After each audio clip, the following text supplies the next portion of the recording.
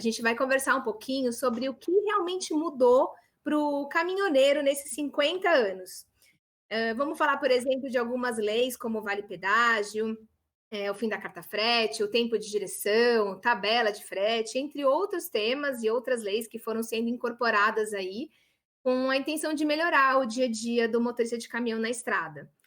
Mas será que essas mudanças foram positivas mesmo? Será que ainda faltam alguns ajustes para realmente se tornar um benefício para o motorista?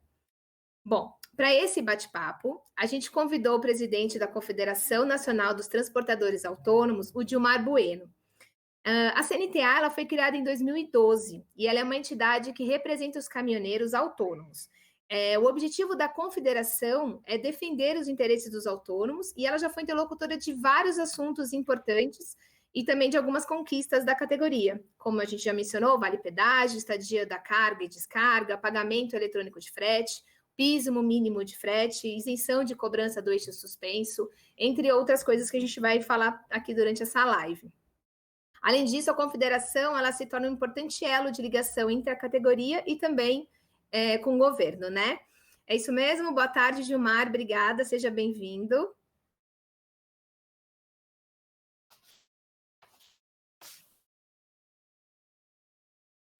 Desculpe, eu destravei o meu microfone aqui.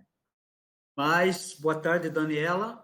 Boa tarde, João Geraldo, toda a equipe da revista Carreteiro. Eu quero agradecer ao poder estar brindando com você aqui esses 50 anos da revista, que compartilhou, andou junto conosco nessa construção da representação dos caminhoneiros autônomos, que nós também temos aí percorridos 30 anos para construir essa pirâmide de representação formadas hoje por mais de 150 sindicatos, 10 federações e a nossa confederação legítimas de representação dos caminhoneiros autônomos, que começou lá, Daniele, junto com a revista e acompanhado pela revista Carreteiro, que sempre deixou muito bem registrado todas as ações, as grandes movimentações da categoria dos caminhoneiros do modo geral, seja empregado, ou seja autônomo, mas do que acontece nas estradas. E ela sempre registrou com muita importância os movimentos dos caminhoneiros e que eu, particularmente, tive o privilégio de iniciar lá em 1985, né, para essa organização e essa criação que, como a grande maioria que acompanha aí essa organização sabe, os caminhoneiros estavam vinculados ao sindicato dos taxistas, eles não tinham uma entidade específica de representação. Então, nós trilhamos aí junto com vários companheiros de várias regiões para construir essa pirâmide de representação que hoje tem realmente a sua relevância, a sua importância reconhecida pela sociedade por várias ações aí que nós vamos, no decorrer, certamente, ter a oportunidade de participar com vocês aí e me colocando aqui à disposição, né, de toda a pergunta, o questionamento que fizer parte. Eu já registro aqui o prazer de, através da audiência que certamente tem e a repercussão que tem a revista Carreteiro, poder estar falando com milhares de caminhoneiros nesse momento. Muito obrigado pelo convite. Obrigada a você, Dilmar. Então, aí, olha lá, caminhoneiros, se vocês quiserem mandar as perguntas, podem ir mandando, né, ao longo da live, que a gente vai tentar responder. Bom, está aqui com a gente também o editor da revista Carreteiro, João Geraldo, que também acompanhou, através de diversas matérias que foram feitas na revista, todas essas mudanças que foram interferindo no dia a dia dos motoristas, umas que foram publicadas muito tempo atrás, mas que ainda perduram até hoje. Boa tarde, João. Boa tarde, Daniela. Boa tarde, Dilmar. Antes, deixa eu te dizer, é um prazer revê-lo, né? Fazia um bom tempo que eu não me encontrava com você, mesmo que seja da forma virtual. E é legal ter você aqui com a gente, para a gente falar um pouco do setor, das principais questões que estão no dia a dia do motorista, especialmente do autônomo, né? E algumas dessas questões até são bem antigas, antes de nós, né? Antes de mim, antes de você. Você falou de 85, e essas questões assim que a gente pode falar com mais segurança vem desde os anos 70, do início mesmo, né, dos anos 70, quando os motoristas ainda não tinham uma entidade para representar, eles não tinham voz, né? Isso veio bem depois, como você diz, está desde 85, nessa questão, nessa batalha toda. Então, legal, eu acho que vai ser um papo gostoso, né? Os motoristas estiverem acompanhando, pode mandar as perguntas, o que o Gilmar não souber, nem eu, nem a Daniela, a gente pergunta aí para os estudantes, a gente dá um jeito, mas a gente vai responder. Isso aí. Né? Tá Isso aí. certo. Bom, eu acho que a gente pode começar a nossa conversa falando um pouquinho sobre como que era ser motorista de caminhão autônomo há 50 anos atrás e como é hoje. Porque antes a profissão ela parecia ter um toquinho mais de romantismo do que aquele lado mais profissional. O motorista ele precisava apenas aprender a dirigir, e geralmente isso era feito através do pai, do tio ou de algum familiar, né? E aí ele seguia a profissão. Mas isso tudo foi mudando com o tempo e hoje o motorista tem que ser realmente um profissional, né? Tem que fazer curso, tem que estar atualizado, tem que estar sempre ligado em todas as mudanças que vão acontecendo, principalmente com a tecnologia que vem vindo por aí. E talvez todas essas mudanças que aconteceram tanto na profissão quanto no transporte mesmo, no setor, fizeram com que algumas novas leis ou alterações nas leis foram necessárias e surgindo para acompanhar toda essa evolução, né? Aí eu queria saber, para a gente começar, quais foram as principais conquistas da categoria nesse sentido, ao longo desses anos que foram sendo alteradas e que se tornaram uma conquista para ele?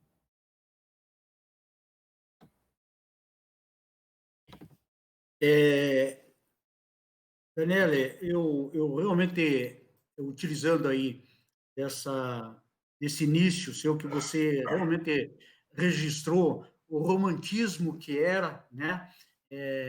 A vida do caminhoneiro, lá no início, o tempo do meu pai, dos meus avós.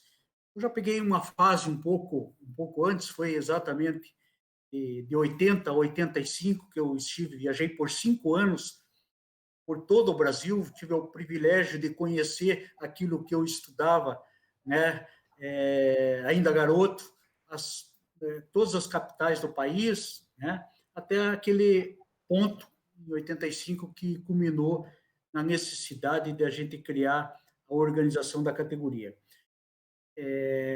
Isso realmente acabou criando a profissão de caminhoneiro autônomo um refúgio para muitas pessoas que se viram desempregadas, que em outras atividades não tiveram sucesso, e aí buscaram no meio do transporte o ganho fácil e rápido e ilusório de motorista de caminhão, de atividade de transportador. E que, infelizmente, isso prejudicou e vinha prejudicando muito a categoria. Volto a frisar a falta de representatividade que nós tínhamos, que realmente não disciplinou isso melhor para, de certa forma, haver um controle, né, ou pelo menos uma preparação melhor desses profissionais para ingressar na atividade de transportadores. E isso foi se volumando ao longo dos tempos, né, virou um costume, né, uma cultura errada a prática de transporte rodoviário de carga, que foi, ao longo do tempo, como o João Geraldo comentou aí, se aprofundando cada vez mais e se encontrava lá no fundo do poço, o que hoje realmente dificulta muito a gente resgatar e fazer essas demandas e discussão aí de interesse da categoria. Mas nós temos, sim, conseguidos, né, a partir dessa organização, algumas conquistas muito consideradas, né, muito importantes para a categoria, e eu me permito aqui, Daniela e João, só citar algumas das principais, que foi a do Vale Pedágio, né, em 2001, né, a Lei 10.209, extremamente importante, porque o Vale Pedágio, né, o pedágio, veio com uma solução para o abandono das rodovias nossas, mal conservadas pelo Estado, pela União, né, pelo poder público, que ficou com a nova Constituição em 88, ela acabou com o Fundo Rodoviário Nacional, que previa a aplicação de verba para a recuperação das estradas, ela acabou com essa verba. A Constituição de 88 acabou com esse Fundo Rodoviário Nacional. E aí as rodovias ficaram sem manutenção por 10 anos. E eu me recordo aqui de diversos movimentos que nós tivemos que promover, por exemplo, para quem não sabe, eu tenho origem aqui em Curitiba, no Paraná, né? Foi o primeiro sindicato, inclusive, 1º de maio de 87 saiu o registro do primeiro sindicato, e nós promovemos muitas ações aí, principalmente na Regis Bittencourt, Curitiba, São Paulo, né? Porque a estrada estava assim, intransitável, né? Não tinha como você fazer esse trajeto sem uma quebra de mola, sem furar um pneu, quer dizer, além do desgaste físico do motorista, com buraco e tal. Então, aí a solução do governo foi o quê? Fazer as concessões das rodovias e terceirizar isso. Isso foi um custo adicional que veio no transporte e, de certa forma, começou a se criar uma prática desse custo ser absorvido pelo caminhoneiro autônomo, né, pelo transportador, o que nós achamos extremamente injusto. Isso é um custo adicional novo e achamos que não era devido ao caminhoneiro arcar com esse custo sozinho. Isso é um problema nacional. E foi aí que nós conseguimos aí estabelecer o direito do vale pedágio para que o caminhoneiro receba, na hora do embarque dele, pelo embarcador, pelo contratante do serviço de transporte, né, essa questão, esse benefício do vale pedágio, né, que é basicamente para cobrir os custos dele na rodovia que ele vai transitar e tem pedágio. Veja que essa reivindicação acabou se estendendo também como benefício aos pequenos transportadores, até aos grandes, porque foi instituído o vale pedágio para o transportador, seja ele autônomo, empresa, né? E, então, foi uma conquista muito importante. O segundo item que eu registro aqui, Daniel, é a estadia, Lei 11.442, em 2007. Veja, nós temos um registro aí que a estadia dos caminhões eram literalmente feitos de armazém. Isso aqui, inclusive no Paraná, que tem o Porto de Paranaguá, houve um registro de uma fila que começou lá em Paranaguá, porque o pátio de triagem não absorveu tudo, acabou chegando em Campo Largo, coisa de 130 quilômetros de fila de caminhões. Por quê? Porque na lavoura não havia estrutura de silagem, da maneira com que ia as colheitadeiras colhendo, botava dentro do caminhão e mandava para Paranaguá. E aqui se afundilava tudo, né? A capacidade do porto tinha um limite para descarregar, o que não conseguia descarregar durante o dia, ficava para outro dia. Então se formava aquelas filas e aqueles absurdos, né, de caminhão, e sem remuneração nenhuma ao caminhoneiro. Quando uma empresa transportadora se dignava a ressarcir o caminhoneiro, ela ressarcia as despesas de alimentação dele. E o custo do caminhão parado, nada. Então, foi aí que nós começamos uma briga e, felizmente, conseguimos aí para a categoria estabelecer isso em lei, e mais importante ainda, uma lei que estabeleceu, inclusive, os valores para a cobrança de estadia, pertinente ao tempo que ele ficar parado após 5 horas de espera para descarregar ou carregar. Isso criou uma regulação muito importante, inclusive saiu programas hoje, como o Carga Online, que o que acontece? Aqui em Paranaguá, hoje, o caminhão para chegar lá, descarregar, já vem programado. Aí acabou com essas filas e o caminhoneiro passou a ter esse direito, então, de quando for realmente preciso ficar, não tem problema, ele fica e espera, mas desde que ele seja remunerado pelo tempo que ele está ficando. Então, extremamente importante, Daniel. Outro que vem a seguir, o pagamento eletrônico de frete, né? Através da Lei 11.442 de 2007. Né? Esse também objetivou, por fim, né, a famigerada carta frete. Essa foi a grande intenção do projeto, porque a carta frete ela se constituiu ao longo do tempo num instrumento que, na verdade, ele lesava e muito o caminhoneiro, porque veja como que é a negociação do frete. 90% dos caminhoneiros autônomos trabalham via transportadoras.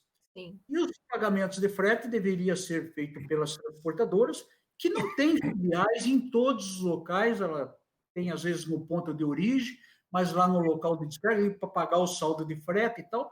Então, o que a transportadora faz? Quem negocia os fretes, na verdade, e isso faz parte do tema em discussão que certamente vocês vão querer abordar lá na frente, né? Uhum. Que é exatamente o piso mínimo de frete. Sim. Mas o que é? O caminhoneiro passou a não negociar o frete mais. Não é como o tempo do meu pai, dos meus avós, que através do RPA, né, Recibo de Pagamento do Autônomo, ele negociava o frete direto e fazia. Ao longo do tempo foi constituindo na impossibilidade, por questões administrativas, por questões operacionais, tributárias e financeira, principalmente porque o embarcador, ao contratar o serviço de transporte, ele geralmente pede um faturamento desse frete para a transportadora. A maioria das transportadoras também não tem esse cacife, esse caixa, para manter o embarque. Ela negocia com o posto de abastecimento isso. Então, ela manda, todas as cartas frete mandava, né? Todas as cartas frete ser trocadas num determinado posto, que ela ganhava um prazo que era solicitado lá pelo embarcador.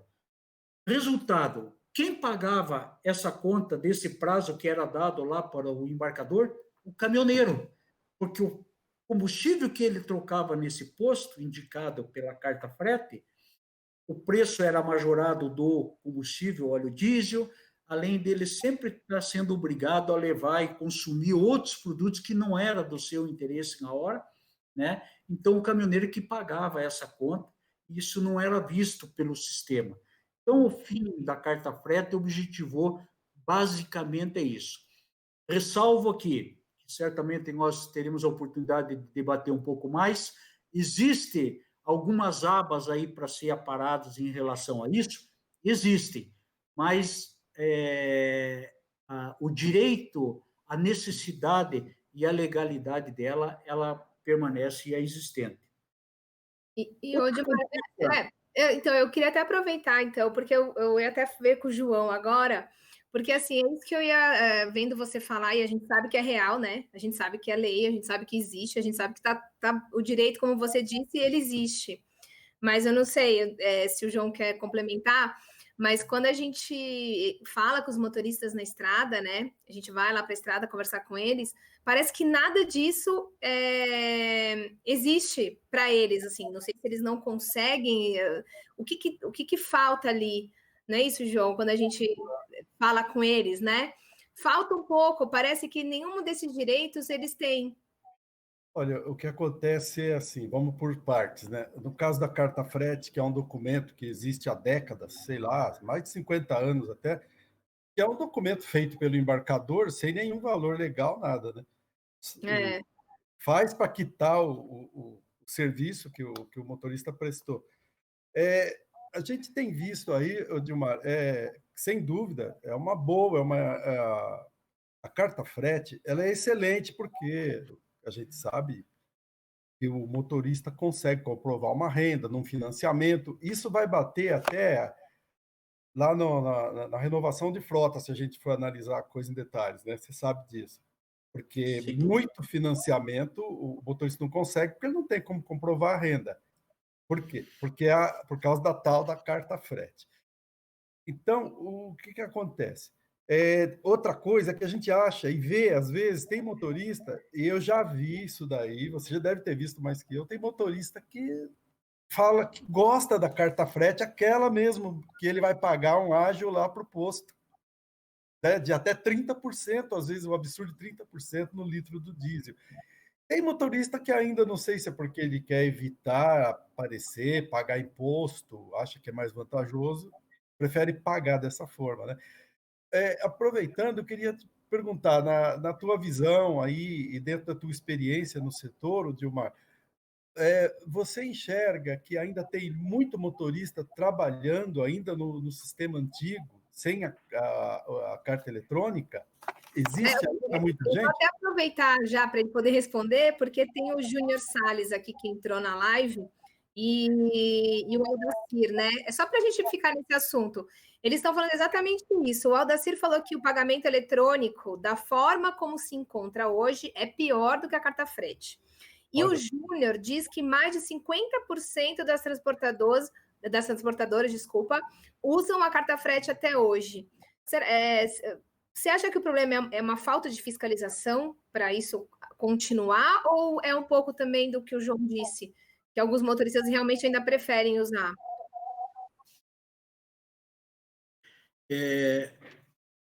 Ok, Júnior, o que você colocou, eu não tenho exatamente o registro dessa dimensão de que esse percentual de caminhoneiros ainda opera pelo sistema de carta-frete.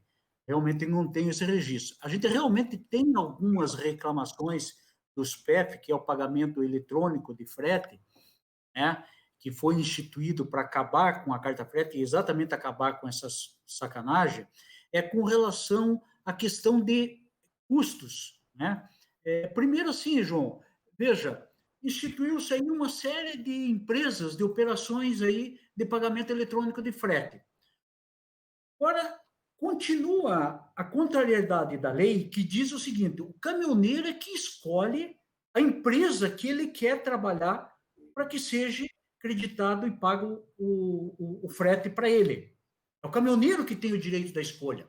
Mas continua ainda, principalmente por falta de fiscalização, a escolha sendo feita pela transportadora que indica, e não é o caminhoneiro.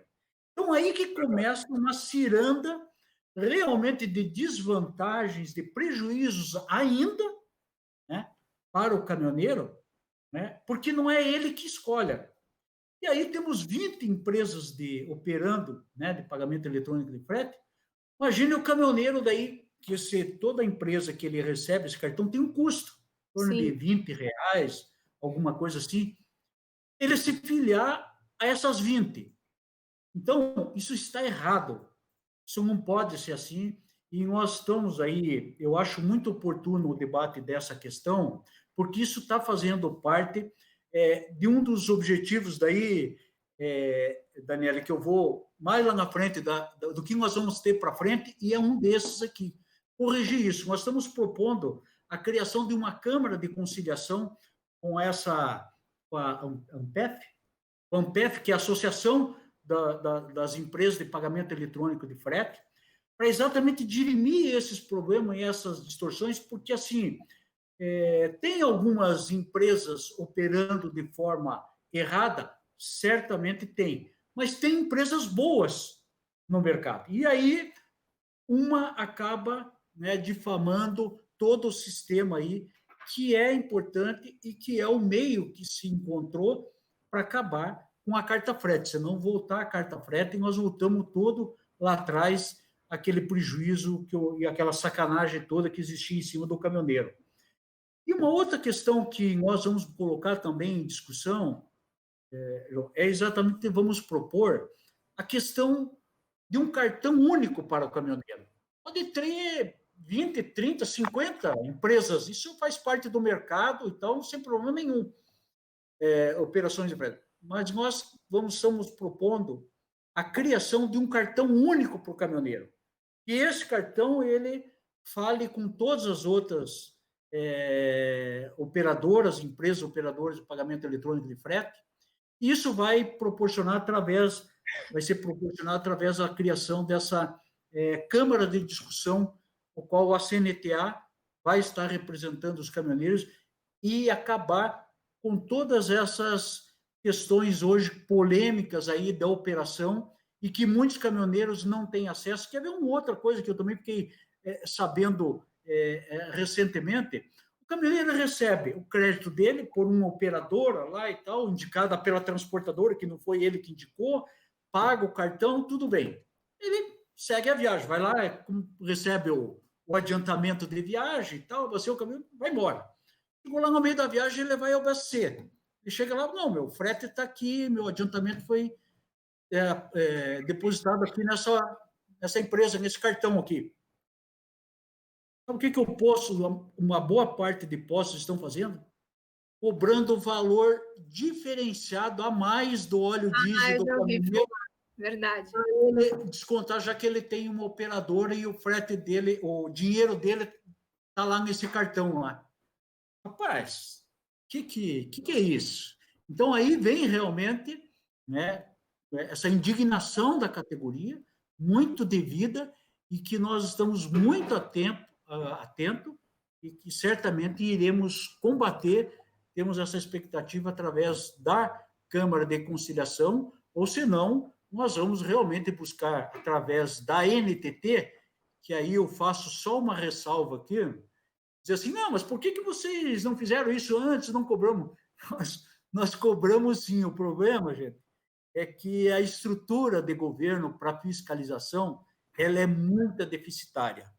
E tudo que depende de fiscalização, por isso que a gente está caminhando muito por esse meio eletrônico para ver mais eficaz, para que a gente não dependa do elemento físico, humano, para fazer cobrança. Então, essa seja até o caso do Vale Pedágio, né? Ele depende, não sei se 100%, mas para realmente ser, de uma fiscalização, né? Porque se não tem como...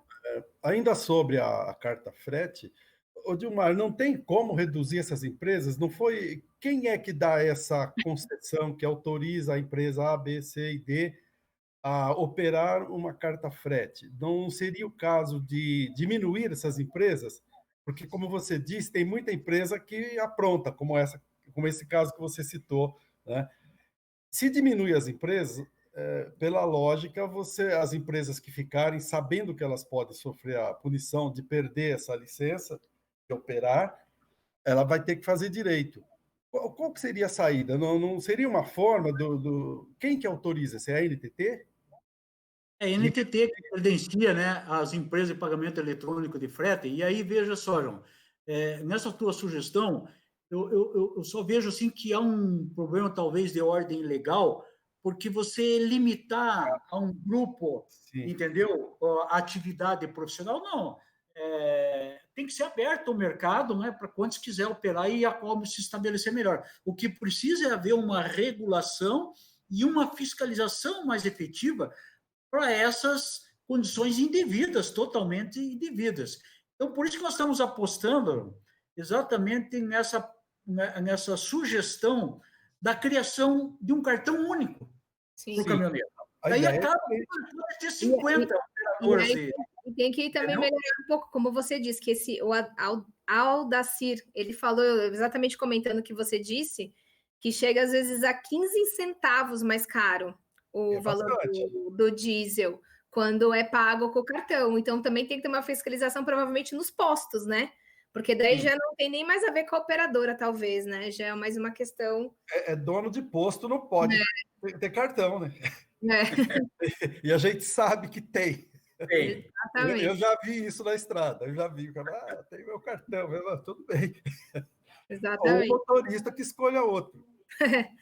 Bom, vamos então seguir, porque o segundo tema que a gente ia falar, acho que o Dilmar já deu uma esclarecida, mas lá na frente ele vai falar também mais um pouquinho, que era exatamente sobre isso que a gente comentou agora, que essas duas conquistas, que era o Vale Pedágio e pagamento eletrônico de frete, tem motorista que aceita, ainda tem algumas questões, mas a gente já conversou sobre isso. Eu queria falar um pouquinho sobre maio de 2018, né, que foi quando os motoristas pararam, e com isso todos os serviços do país sofreram um impacto. E talvez, não sei se eu estou enganada, mas talvez a partir desse momento o Brasil entendeu realmente a importância da categoria, do que seria um Brasil se todo mundo resolvesse parar, né? Foi um impacto bem imediato. Agora, na sua opinião, Dilmar, você acredita que a greve ela foi um divisor de águas para o governo e a sociedade começar a olhar o motorista de maneira diferente? O que teve que mudar também na legislação para poder dar uma beneficiada no motorista, né? E o que a greve trouxe de positivo e negativo para a profissão? Porque quando a gente também vai para a estrada falar com os motoristas, uma boa parte, viu? Eles acham que o reflexo da greve foi negativo. Então, qual é a sua avaliação? Olha, eu quero só aqui para encerrar a apresentação que eu estava fazendo, de 2 itens a mais que eu acho que é importante deixar registrado de conquista para a categoria. Tá.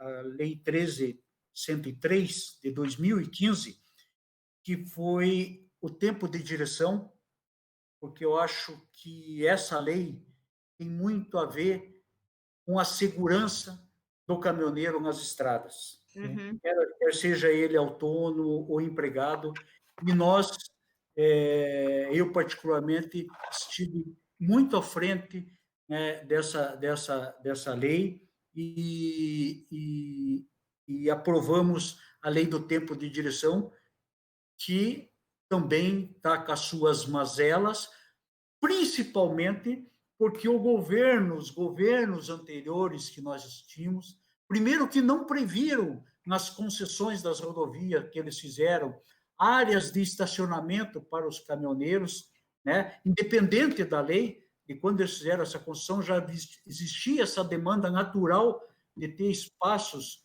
que não sejam privados, né, de dono de postos, teriam que ter essas áreas de estacionamento para caminhoneiros, e nós não temos ainda, Uhum. né?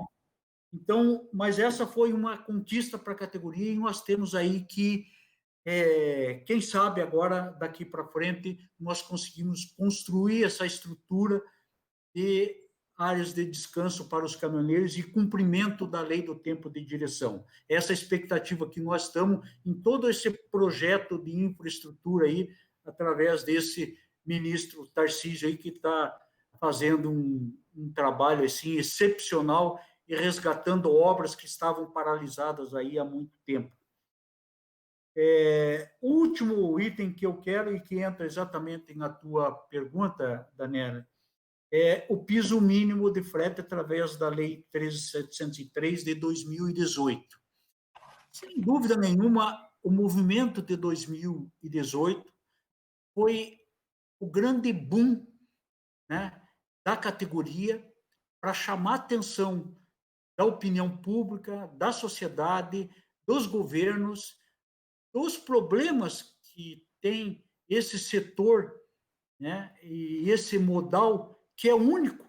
Nosso país é um país, hoje, né, essencialmente rodoviarista, né? Então, logicamente, quem opera isso são os caminhoneiros, mas, ao longo do tempo, ele deixou de ter atenção dos governantes e os problemas foram se avolumando, ao ponto da categoria realmente, naquele aumentos consecutivos do óleo diesel que estava havendo, virou insuportável, não tinha, né? Como o caminhoneiro sair do Rio Grande do Sul, chegar ao Rio Grande do Norte, ou vice-versa, saindo lá do Nordeste e vir para o sul do país, ele tinha várias altas do combustível no trajeto e não conseguia administrar as suas viagens, estava impraticável. Então, isso realmente foi um grito da categoria, e foi um grito assim que soou muito bem, porque eu acho que a partir daí realmente a sociedade teve o conhecimento da importância desse serviço dos caminhoneiros, o transporte rodoviário de carga, a sua importância para a economia do país, enfim, para o bem-estar de todos nós, como está sendo novamente confirmado agora por essa incrível pandemia que nós estamos vivendo. Os caminhoneiros novamente, né, fizeram um papel fundamental, né, na questão da saúde, da sobrevivência de todo mundo a esse problema que teve que o restante do país paralisar. Mas os caminhoneiros não poderiam e não podem paralisar, porque precisam manter, inclusive, as condições para aqueles serviços essenciais funcionarem. Uhum. Para eles funcionarem, o nosso meio de transporte é o caminhão ou rodoviário. Você veja bem que transporte de navio só existe para questão internacional. O transporte aéreo interno está totalmente estagnado. Então, não houve. A saída é o rodoviário e, através dos caminhões, dos nossos caminhoneiros, mais uma vez, registrando a sua importância do seu trabalho e para o país. E ali em 2002, pois não... Gilmar, só uma coisinha. Agora em maio, não teve um reajuste da tabela de frete? Dentro aí, foi uma resolução. Você tem alguma observação sobre esse reajuste? Porque isso não repercutiu quase, os motoristas não reclamaram, ninguém falou nada, né? E, pelo jeito, parece que atendeu a categoria. Você tem alguma informação sobre isso? Que foi bem no meio da pandemia agora, né? Exatamente, João. Veja, só registrando os 2 pontos mais significativos e de resultado da greve para a categoria. Primeiro foi o final daquele absurdo da cobrança do eixo suspenso. Né? Isso, volto a dizer, veja, são condições que o caminhoneiro defendeu, não é só para bem de si, não, para todo o segmento de transporte. Né? Foi para as transportadoras também, isso, para pequenas empresas e para as grandes também.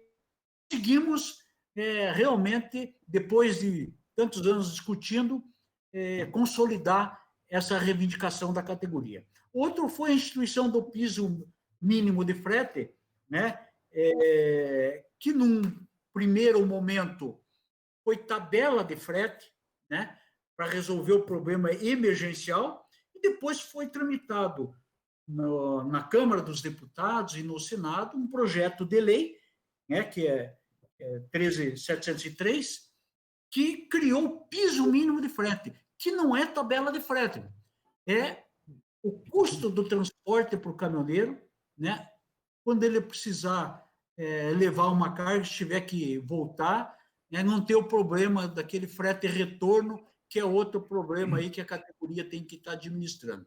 Com relação a isso que você falou aí, João, sim, em maio agora, ele atingiu, porque a planilha da Exalc, que foi contratada pela NTT para elaborar uma planilha legal, atualizada e com reconhecimento das partes, tanto embarcadores como transportadores, ela estabelece um gatilho de reajuste toda vez que houver alteração nos preços do óleo diesel que ultrapassem a 10%. Então, naquela ocasião ali, em maio agora, estava todo mundo na expectativa aí, porque teve alguns reajustes de combustível, somou 10%, então teve esse reajuste confirmado aí de 10%. Talvez esse registro aí, João, que você tem, realmente, e Daniela, que a categoria não repercutiu muito, é porque isso nós já estávamos nessa fase aí de pandemia, né? E a redução de ofertas de carga de mercadorias e produtos transportados baixou consideravelmente, que não repercutiu muito no segmento de transporte, porque uma grande parte da categoria já está paralisada. Então, foi por isso. Só mais uma coisa, você falou da pandemia, me ocorreu aqui, que eu tinha lido aí algumas semanas que, com a pandemia lá nos Estados Unidos, houve uma flexibilização na lei do descanso, né, no tempo de direção. Aqui no Brasil, teve alguma coisa nesse sentido? Porque, por mais que a gente procure e tente falar, eu não vi nada assim de mais concreto, de que tenha dado mais liberdade para os motoristas dirigirem um pouco mais, porque tem menos profissionais na estrada, né? Houve alguma flexibilização, que é a lei 13.103, né? De ordem normativa, sim, não houve nenhuma regulamentação, nenhuma lei, uma normativa aí que estabelecesse uma certa condição para isso.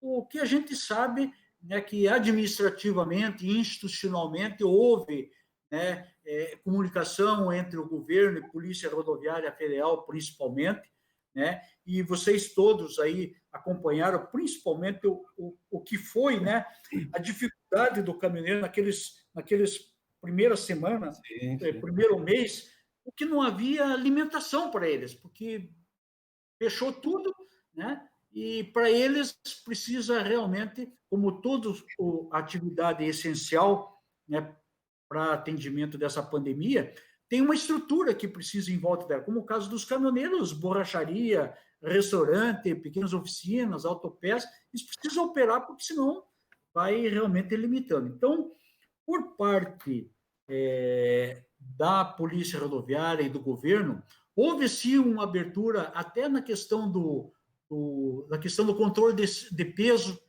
nas rodovias, né? E eu aproveito aqui, já, João, que o ministro, hoje da Infraestrutura, o Tarcísio, já manifestou favorável a uma outra antiga reivindicação da categoria para corrigir uma deficiência que existe no nosso sistema de pesagem dos caminhões, que é aquele peso por eixo. E a categoria toda clama e reivindica sempre, né, pelo peso bruto total. Balanção. Exatamente.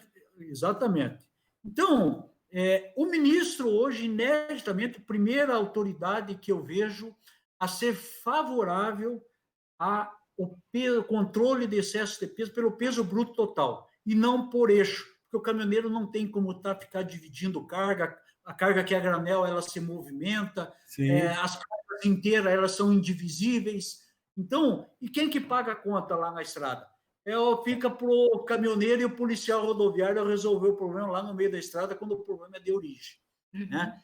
Então, felizmente, o ministro está aí sinalizando com essa condição favorável ao peso bruto total, controle de peso. Você acha que pode sair essa mudança aí? Eu estou otimista quanto a isso, que pode mesmo mudar?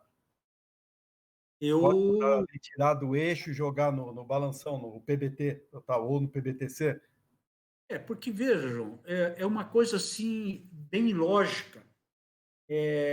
O excesso que possa ter num determinado eixo, o próprio caminhoneiro não quer andar sobrecarregado num eixo dianteiro, onde fica dura a direção, fica perigoso, não. O que acontece são variáveis pequenas. Ele estando dentro do peso bruto total, o caminhão é para 25, 27, 30 toneladas, se ele estiver no total isso aí, nem o eixo vai estar tão sobrecarregado que cause um prejuízo para o pavimento ou para a questão de segurança. Exatamente. Então, teoricamente falando, agora existem aí, né, alguns engenheiros, né, engenheiros que não sabem dar prática na estrada, né, talvez não fizeram esse estudo profundo das dificuldades que tem o transportador, né, com variações de peso no eixo, ele estando com o peso bruto total dentro do limite que é previsto na legislação. Tem que convencer a CCR. Convencendo a CCR, o resto é fácil, porque o resto não são estradas que estão administradas por ninguém. Tá? Sem dúvida nenhuma, eles vão ter que ter essa sensibilidade também. Né? Bom, eu sou a favor disso. Eu queria... Aí não precisa, viu, Dani? Só uma coisinha, porque aí acaba que esse negócio de desconto de 5% no eixo, que são umas contas que duvido que a maioria dos caminhoneiros saiba fazer. Né? Bota o balanção, o cara, hoje o motorista, você sabe disso melhor que eu, está muito mais consciente de que se ele andar com sobrepeso, ele vai ter prejuízo, né? E não vai ganhar mais como se pensava até algum tempo atrás. Então, é tranquilo isso aí. Já chegou a hora mesmo de acabar com esse negócio de peso por eixo. Enfim, vamos torcer. Olha, João, eu só queria, Daniela, me permita aqui, você tocou num ponto extremamente importante. O reconhecimento e o registro da categoria, que realmente excesso de peso não traz vantagem para ele. Então, isso já existe, essa consciência hoje, e os caminhoneiros defendem com muita ênfase o controle do excesso de peso. Então, os caminhoneiros hoje são parceiros dos órgãos de fiscalização de excesso de peso, porque eles realmente são totalmente contrários ao excesso de peso hoje. Ok? Eu só queria voltar um pouquinho, além dessa parte, porque esse assunto acabou que eu vi aqui pelos comentários, foi criando bastante comentários nesse Que aspecto, bom. né?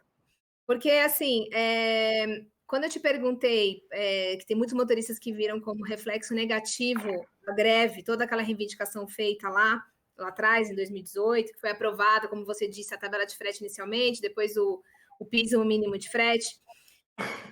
Por que você acha que teve esse lado negativo? Porque, pelo que a gente vê os comentários aqui, na concepção deles, na prática, esses valores não são praticados, na prática o diesel aumenta e o frete continua baixo.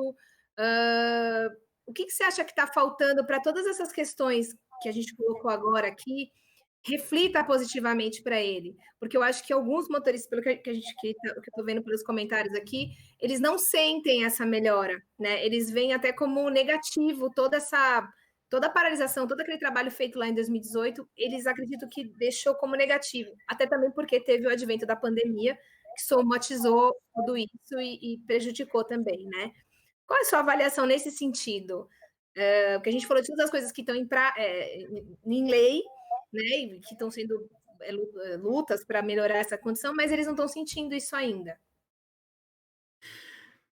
Daniela, eu acho assim, que não tem como fugir de fazer um registro que normalmente não é debatido e levado ao debate e conhecimento dos caminhoneiros.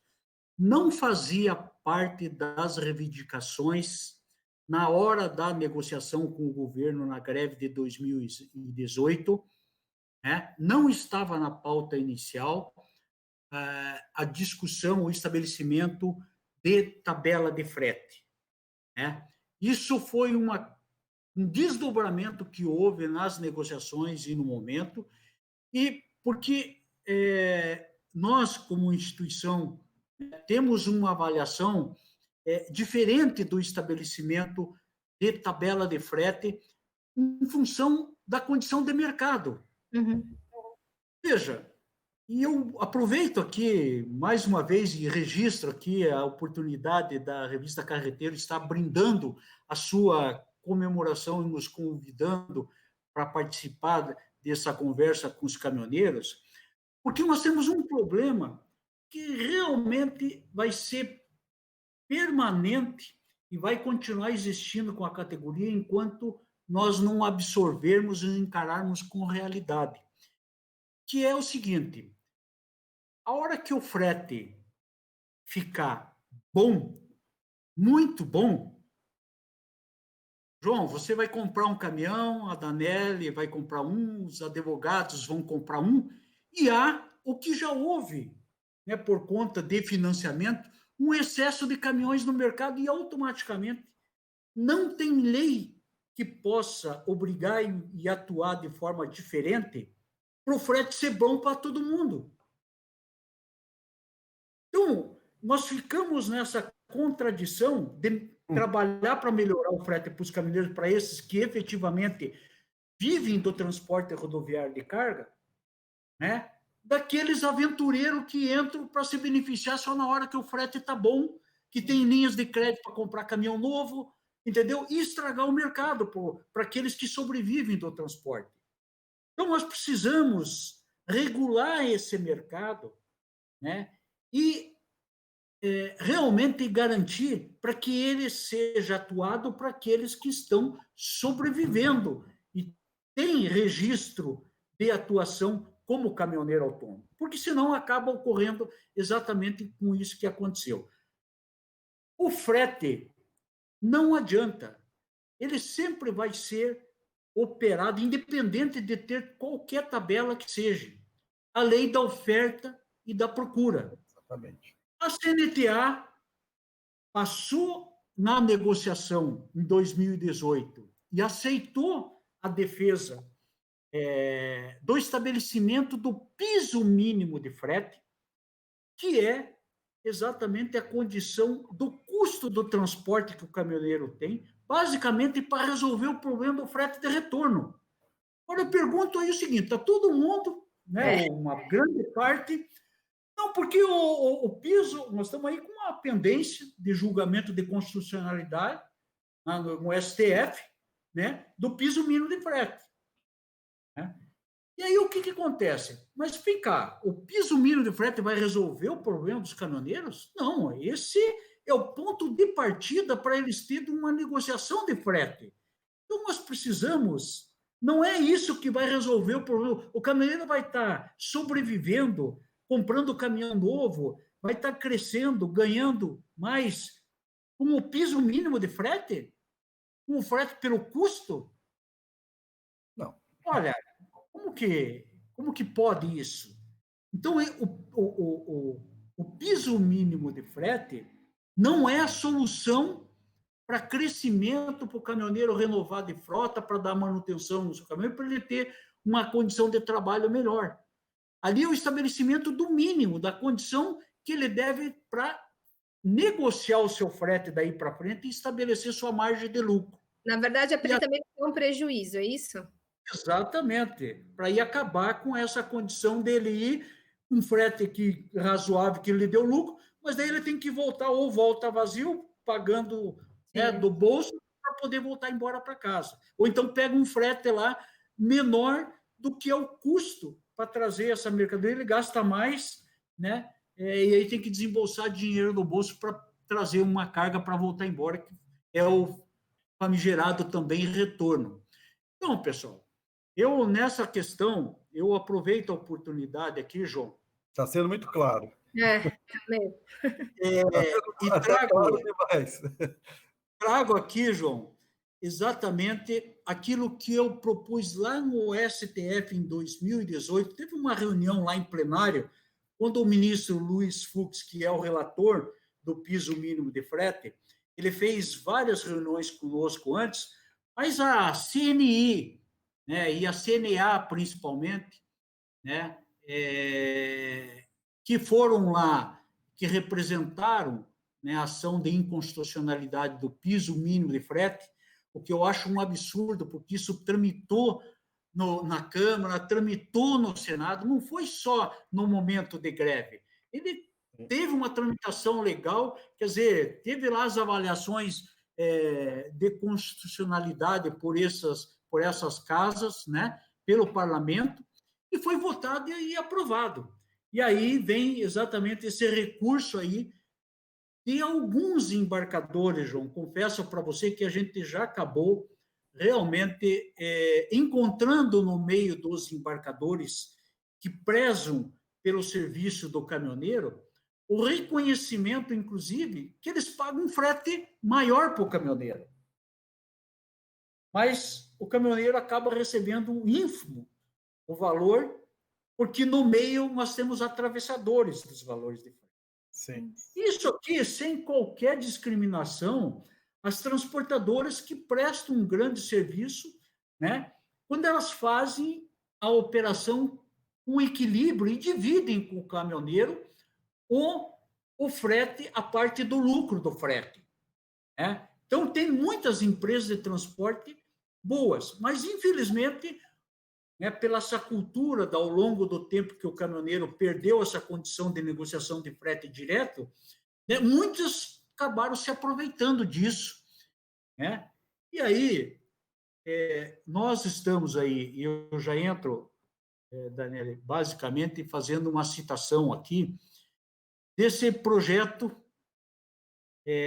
que nós estamos trabalhando de forma muito, muito grande, e desde 2018, quando nós tivemos essa reunião lá no STF, no plenário, que o relator levou para o plenário, ele não quis decidir pela questão da constitucionalidade ou não, ele levou para o plenário para votação, e daí teve que fazer uma apresentação lá. E a CNTA teve a oportunidade de fazer uma apresentação, eu fiz, né, essa representação lá, e acusei exatamente isso, que o caminhoneiro, ao longo do tempo, ele perdeu a sua condição de negociação do frete direto. Cadê o direito do caminhoneiro de livre mercado? Sim. Ele não tem essa condição para negociar o frete. 90% das operações dele é feito via transportador, não é ele que negocia o frete.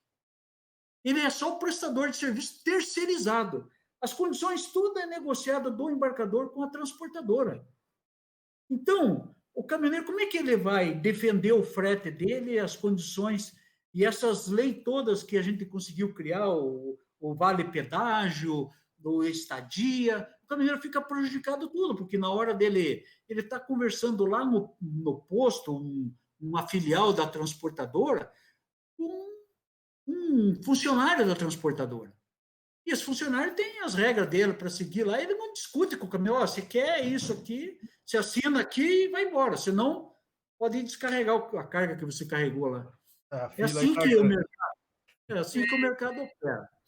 Então, nós estamos, desde essa época apresentada pelo STF, trabalhando num projeto que nós vamos ter aí uma virada de página, João. Realmente, nessa questão de negociação de frete do caminhoneiro. Nós vamos restabelecer, estamos trabalhando para restabelecer essa condição de contratação direta do caminhoneiro autônomo. Não é fácil, porque nós precisamos, né, fazer o caminhoneiro ter a mesma apresentação para o embarcador e a transportadora, a solução para todos os problemas que possam ocorrer numa determinada viagem. Né? Problema desde do carregamento, a questão do preenchimento das questões tributárias, administração da questão financeira, do frete de viagem para o caminhoneiro, de muito embarcador que é financiamento, quer dizer, essas coisas, o seguro da carga, o seguro do caminhão, se acontece um problema na estrada quando o caminhoneiro está viajando, quem é que fala para o embarcador, olha, o embarcador não quer essa preocupação, por isso ele contrata uma empresa de transporte. Sim. O caminhoneiro, né, ao longo do tempo, ele começou assim ser desprestigiado por essa condição que ele não tem como dar essa prestação de serviço, essa resposta para o embarcador.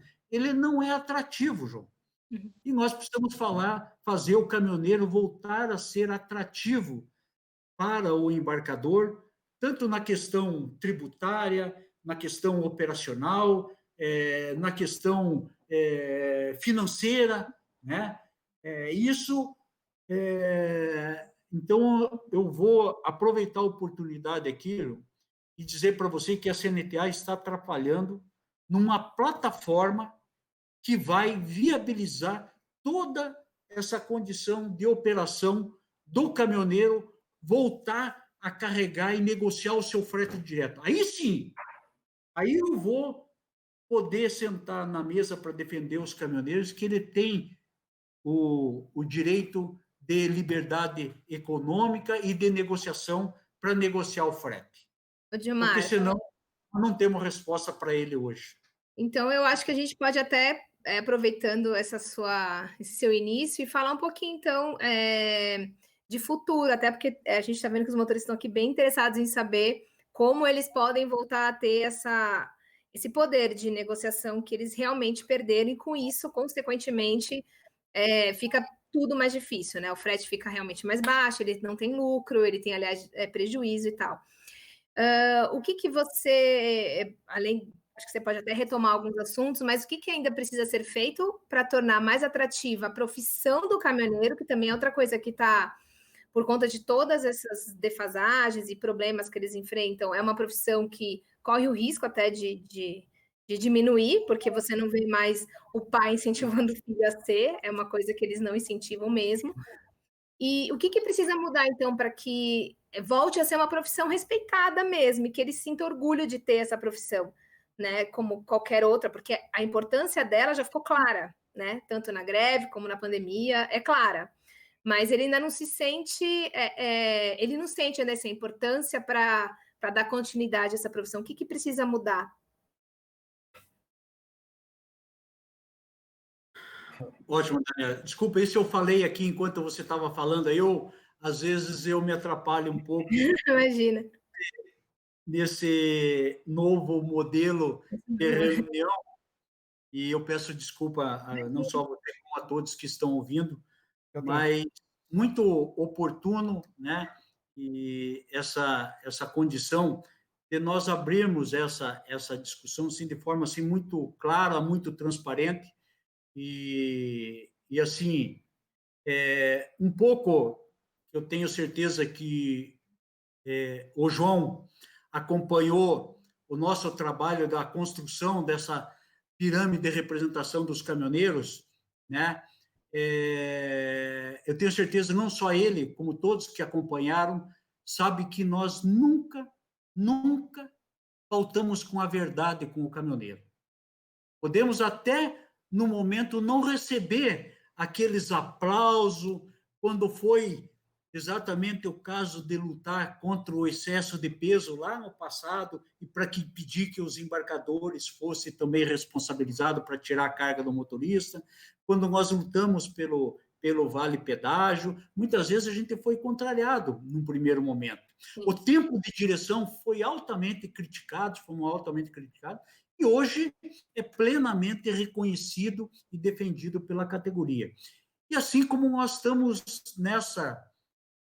nesse momento, Daniela, discutindo, lógico, vamos continuar defendendo o piso mínimo de frete? Vamos. A CNTA é a entidade que está credenciada para representar lá a categoria no STF, já fizemos todas as ações, estamos participando de todas as discussões que estão lá, e vamos lutar porque isso realmente ela vem com esse efeito benéfico de acabar com o fim do retorno para o caminhoneiro. Mas eu quero fazer um registro aqui que vai levar a uma reflexão muito grande. Eu acho que até de vocês, não sei se o João tem, ele é um expert nesse mundo do transporte, né? Mas eu não sei se ele tem esse registro.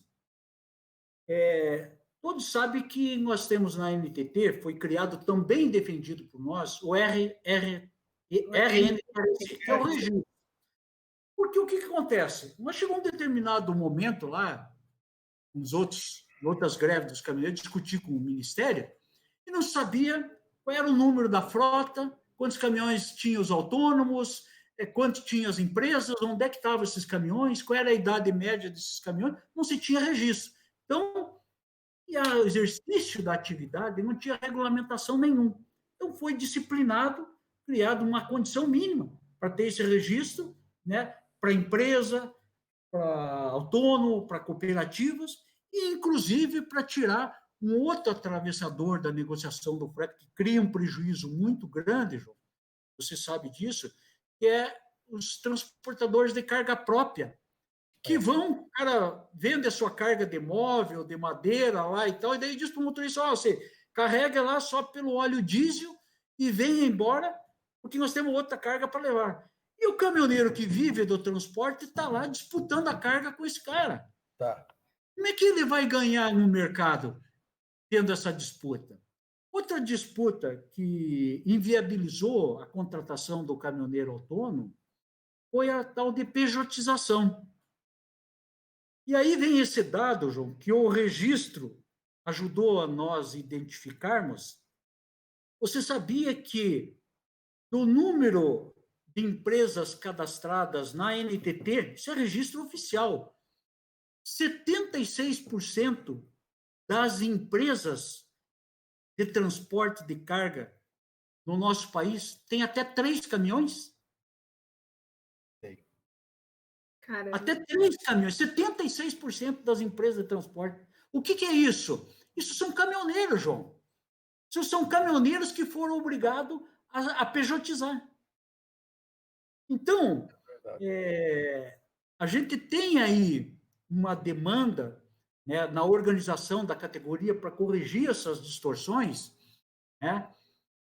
Porque o caminhoneiro, na hora de carregar e disputar o frete lá no posto, lá para voltar embora e tal, ele está disputando o frete com cooperativa, com transportadoras, com pequenas empresas que eram caminhoneiro antes e agora são pequenas empresas, com transportador de carga própria, e ele fica realmente muito pouco atrativo.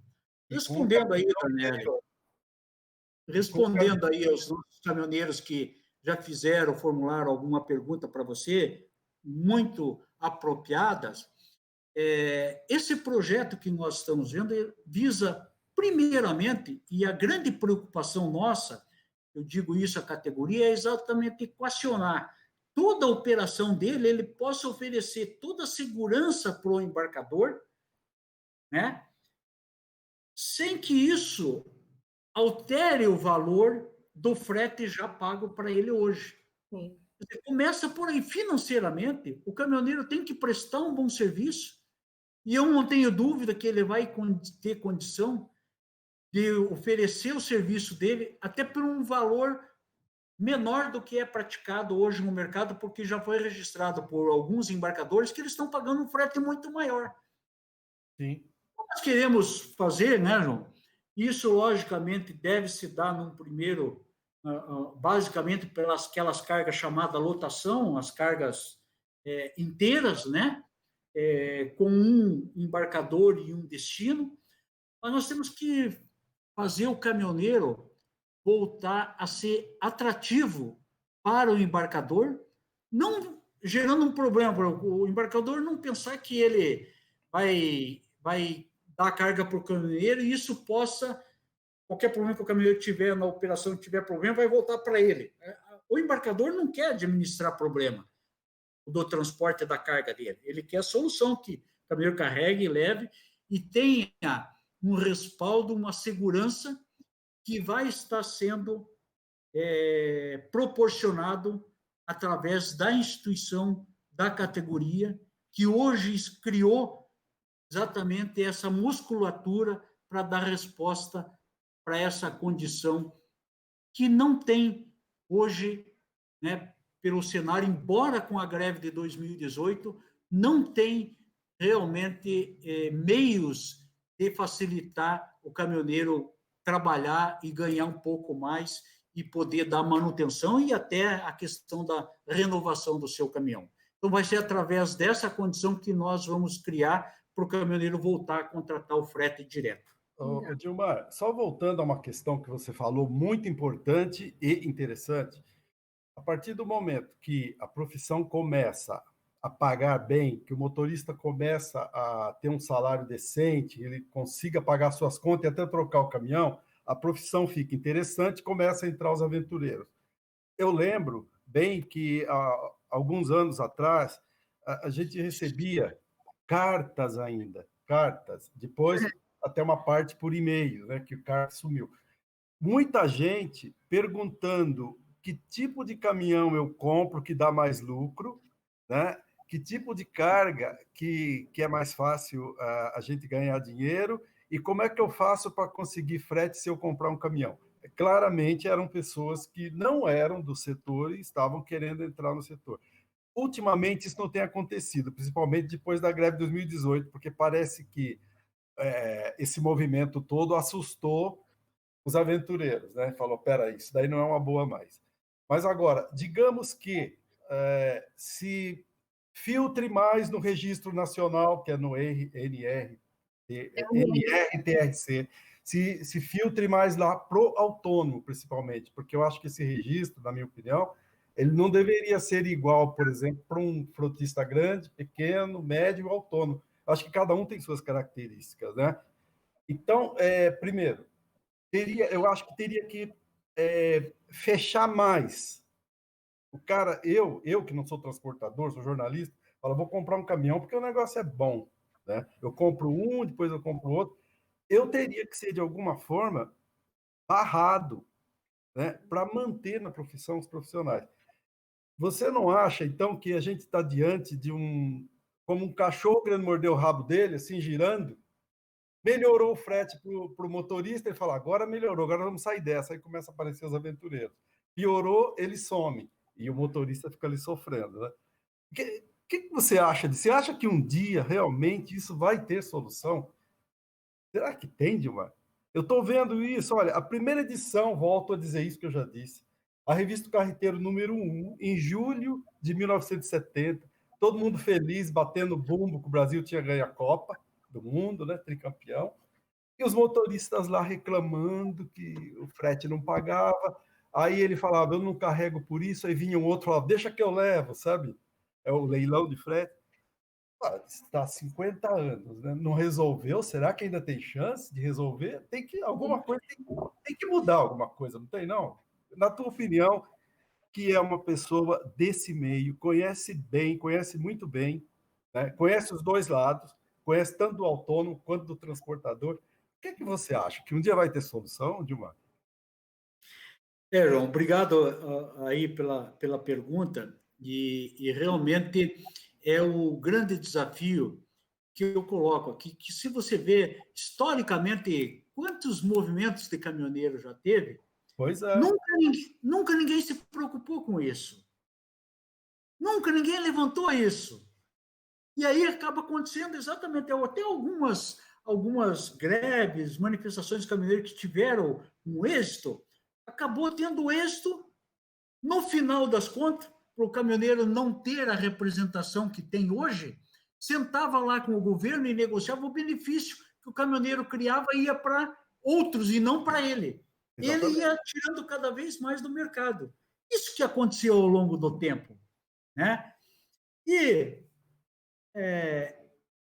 alguma dificuldade desse entendimento por alguns representantes dos caminhoneiros que tiveram a oportunidade de sentarem à mesa com o governo, né? Nunca levantaram essa questão. Você veja um exemplo clássico que nós tivemos disso que a gente está debatendo aqui, João, foi exatamente o que ocorreu, né, em 2012 para 2015, né, na questão do pró-caminhoneiro, na renovação de frota, abriu-se uma linha de crédito extraordinária. Puta, foi uma alegria nós termos conquistado para a categoria linhas de crédito a longo prazo, com redução de pagamentos de juro. Nossa, mas aquilo aí foi um programa de motivação financeira, né, promovido principalmente pelos fabricantes, né, e pequenos empresas iam lá para comprar um caminhão, saía com 10, e acabou o mercado depois refletindo nesse ponto crucial que você está levantando. O que acontece? 300 mil caminhões a mais no mercado. E aí nós vamos com uma recessão econômica que automaticamente diminui o mercado de compra e de venda de mercadorias, automaticamente diminui o frete, com um número excedente de caminhões, o frete voltou lá embaixo e aí ficou todo mundo apavorado. Aqueles que, se você pegar desses 300 mil caminhões colocados no mercado, se pegar lá pelo BNDES, para fazer o pró-caminhoneiro lá, nós não tivemos 1% de caminhoneiro autônomo, João. Eu sei. Foi só de transporte. Eu sei. Então, peraí, onde é que está o benefício para a categoria? E aí, isso que você falou, fica cachorro brincando com o rabo, porque a hora que você implementa benefícios para a categoria, né? Eu nem citei aqui aquela questão extremamente importante, João, na questão tributária, do imposto de renda dos caminhoneiros, que baixou de 40%, que era a tributação, nós conseguimos baixar para 10%, exatamente para dar um pouco mais de aproximação, de atratividade na contratação do caminhoneiro diante das empresas de transporte para o embarcador. Hoje, tributariamente, para o embarcador, é muito mais vantajoso contratar uma empresa do que um caminhoneiro autônomo. Além da parte burocrática, operacional, tem a questão tributária, que para ele é mais vantajoso. Então, com esse projeto que você perguntou aí, tem solução? Tem, João. Nós estamos trabalhando nessa solução. De certa forma, eu estou aqui brindando com a revista Carreteiro o anúncio, porque isso até agora não foi revelado desse projeto da CNTA. O governo só que tem conhecimento e nós tivemos exatamente o respaldo do governo para seguir adiante, porque eles viram como uma resposta que ele também não está conseguindo dar para a categoria para resolver esse problema da contratação e o caminhoneiro voltar a ser atrativo. Agora, voltamos a essa questão crucial. Isso vai ficar tão bom que todo mundo vai querer comprar caminhão e virar transportador autônomo. E aí encher o mercado de caminhões, vai vender bastante, a indústria vai vender e tal. E aí o frete vai lá para baixo. Vai lá para baixo. Então, exatamente. Tem algumas coisas, João, que realmente a gente vai ter que ter um disciplinamento, mas principalmente, eu antecipo aqui para a categoria, e a categoria não vai acabar. Não, a categoria, como alguns prometem, não vai. Nosso país ainda vai continuar em que hoje, né, ser um objetivo do governo ampliar bastante o modal ferroviário, né? Mas nosso país ainda vai continuar sendo rodoviarista. Então, rodoviário.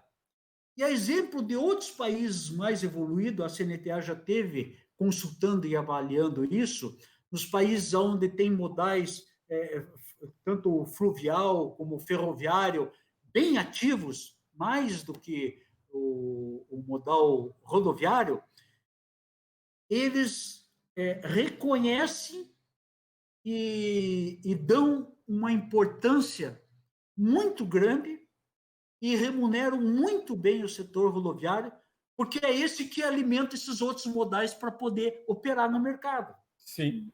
Então, não vai deixar de existir, talvez mude os modos operantes dos caminhoneiros, talvez nós poderemos tirar caminhoneiros, ficar 15 dias fora de casa, viajando, 30 dias, ele está uma convivência maior com a família, né? Que ele não precise fazer viagens tão longas e tenha uma remuneração melhor nos fretes mais próximos, porque aí ele vai ter essa condição de conviver um pouco mais com a família e ter uma vida um pouco mais digna.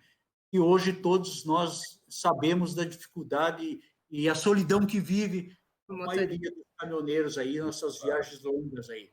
Então, assim, nós vamos buscar, sim, João, nós já temos aí algumas sugestões que nós vamos buscar uma qualificação melhor dos caminhoneiros realmente que atuam, que trabalham e sobrevivem do transporte rodoviário de carga.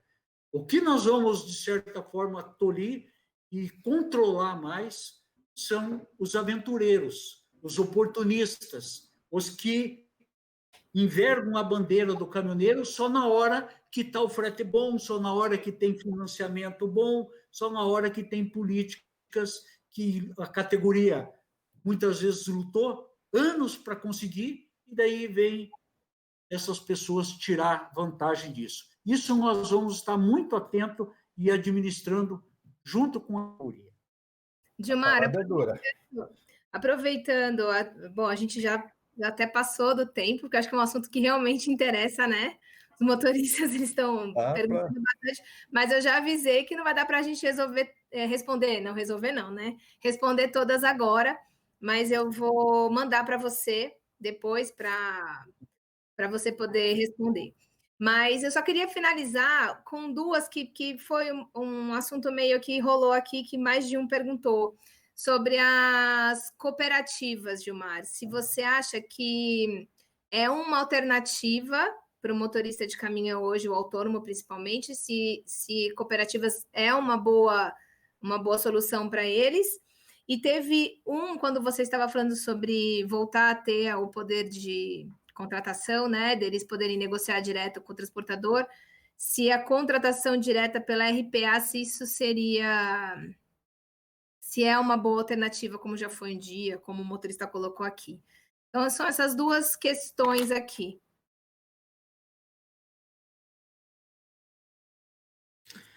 Obrigado, Daniele. Eu acho assim, falando de cooperativas, nessa estrada que nós percorremos, eu vou me permitir e pedir desculpa, porque assim, não tem como fazer uma referência da história da organização da categoria, porque eu participei de todo de todos os momentos que teve para a construção dessa organização. Eu tive a oportunidade e o privilégio de ser o primeiro presidente de sindicato autêntico do caminhoneiro aqui do estado do Paraná, né? 1º de maio de 87, ser o primeiro presidente da primeira federação autêntica de caminhoneiro autônomo, né? Que foi em 2001, né? A FENACAM, e estou tendo o privilégio de ser o presidente da confederação, entidade máxima que representa essa organização e essa estrutura, e já estive a percorrer 5 anos as estradas do Brasil como caminhoneiro, filho de caminhoneiro, de avô caminhoneiro, minha família tem muitos transportadores até hoje. Tive a oportunidade de criar uma cooperativa aqui, a Contrapar, aqui no Paraná, né? Então, conheço, exatamente como o João falou, os dois lados aí, tanto do embarcador como do transportador, cooperativa de transporte. E cooperativa, sim, é uma solução para muitos locais e muitos grupos de caminhoneiros, onde tem sede de carga. Porque, veja, tudo funciona em função de onde há demanda de frete. A CNTA apoiou e está apoiando a criação de cooperativas através do programa Roda Bem Caminhoneiro, instituído lá pelo Ministério da Cidadania, que está incentivando, estimulando e apoiando a criação de cooperativas. Nós sempre defendemos que, aonde for possível, grupos de caminhoneiros criarem cooperativas, né, ela sempre é muito, muito bem-vinda. Logicamente, isso depende muito de quem os caminhoneiros colocarem lá para administrar essa empresa para eles. Uhum. Né? Isso é realmente uma atenção que os caminhoneiros constituírem cooperativas devem ter essa observação. A cooperativa vai ser a empresa de transporte deles. Ela vai comprar pneu, combustível, vai negociar tudo por eles. Então, ela precisa, acima de tudo, que o presidente seja um bom negociador para poder proporcionar vantagens para eles, né? Além de para si, para os demais que fazem parte da cooperativa. Então, a CNTA e eu, particularmente, sempre defendi o modelo de cooperativa onde existir essa condição de estrutura e de operação de disponibilidade de frete. Não vejo solução para a categoria de uma cooperativa a nível nacional. Não vejo por aí. Não há como operacionalizar isso, não há como se ter essa estrutura, esse controle, essa demanda, principalmente pelo fator de arrumar carga em todos os pontos do país. Sim. Para todos os filiados aí. Então, é uma administração com uma certa cautela que precisa ver a operação das cooperativas. Mas a CNTA apoia a organização de cooperativas legítimas de caminhoneiros sem problema algum. Legal. Bom, Gilmar, eu queria te agradecer muito por esse seu tempo disponibilizado aqui para a gente. Foi, assim, muito bom. Tem, assim, muitos motoristas ainda, a gente vê que vai, e essa live vai ficar disponível, então a gente sabe que vai surgir outras questões. Mas eu queria te agradecer por esse tempo. Depois a gente pode até agendar outra live um pouquinho mais para frente, de repente, para a gente falar dessas conquistas todas para o futuro, né? E queria ver se você quer fazer mais alguma consideração final aqui, para a gente poder encerrar. Com certeza, Daniele, agradecer a você, ao João Geraldo, ao Edson, da revista Carreteiro, que está nos abrindo essa oportunidade de brindar com vocês esses 50 anos da revista Carreteiro, com mais uma vez contribuindo com a categoria abrindo a oportunidade da gente debater os assuntos de suma importância para eles e que muitos, às vezes, têm dificuldade de acesso às informações. Sim. Nesse sentido, Daniela, eu quero só aproveitar a oportunidade, deixar até para caminhoneiros que, ou através da revista, ou que queiram diretamente formular e falar com a CNTA, comigo, oferecendo sugestões, críticas, né? Ou querendo esclarecer alguma dúvida, né? Primeiro, eu quero registrar aqui que nós estamos criando um novo serviço também da CNTA e sendo desenvolvido um projeto que está sendo orquestrado aí pela Roberta Danelli, que é a cartilha de informação para o caminhoneiro. Ah, legal. Nós temos um projeto aí, o caminhoneiro sabia assim, puta, a polícia rodoviária aqui está questionando aqui sobre o meu pneu de desenho diferente aqui, isso é legal ou não é? Então, são situações como essa, do dia a dia do caminhoneiro, que essa cartilha vai versar, vai trabalhar e vai procurar atender e informar melhor os caminhoneiros e se colocar à disposição. Através da CNTA ouvindo você, que é pelo telefone, pelo WhatsApp, através do telefone 419-9171-3641. Então, esse é um serviço da CNTA, da Confederação Nacional, aberto a qualquer caminhoneiro do país que queira tirar qualquer informação, dúvida, sugestão, pode encaminhar pelo WhatsApp. Ou através do e-mail cnta@cnta.org.br, né?